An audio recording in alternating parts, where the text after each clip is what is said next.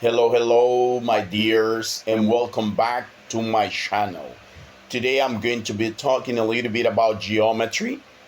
Not just to be talking about geometry, I will be reading a book in English about geometry. And the first question here is, what is the subject matter of geometry? The subject matter of geometry. In geometry, although we shall continue to use the use of arithmetic and algebra, our main work will be a study of what will later be defined as geometry figures. The student is already familiar with the physical object about him, such as a bowl or a block of wood. By a careful study of the following exercises, he may be led to see the relation of such physical solids to the geometric figures with which he must become familiar. So we're gonna have exercise. Look at the block of wood or chalk box. Has it weight, color, taste, shape, size? These are called properties of the solid. What do we all call such a solid? A physical solid. Can't you think of the property of this solid apart from the block of wood? Imagine the block removed. Can you imagine the space which is occupied? What name would you give to this space? A geometric solid? What property has it that block possessed, shape and size? What is it that separates the geometric solid from the surrounding space? How thick is the surface? How many surfaces has block? Where do they intersect? How many intersections are there? How wide are the intersections? How long? What is their name? Their lines? Do these lines intersect? Where? How wide are these intersections? How thick? How long? Can you say where this one is and so distinguish from where that one is? What is the name? Is it a point?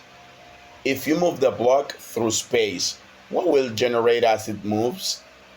What will the surface of the block generate? All of them. Can you move a surface so that it will generate a solid? Yes. By moving it along itself, what will the edges of the block generate? Can you move an edge so that it will not generate a surface?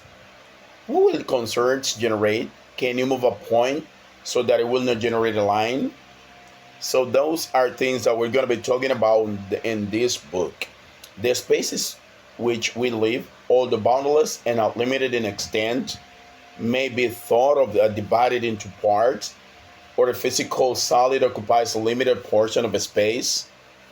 The portion of a space occupied by the physical solid is called a geometric solid. A geometric solid has length, breadth, and thickness. It may also be divided into parts. The boundary of a solid is called a surface. A surface is no part of a solid. It has length and breadth but no thickness. It may also be divided into parts. The boundary of any surface is called line. A line is not a part of a surface. It has length only. It may also be divided into parts. The boundary or extremity of a line is called a point. A point is no part of a line.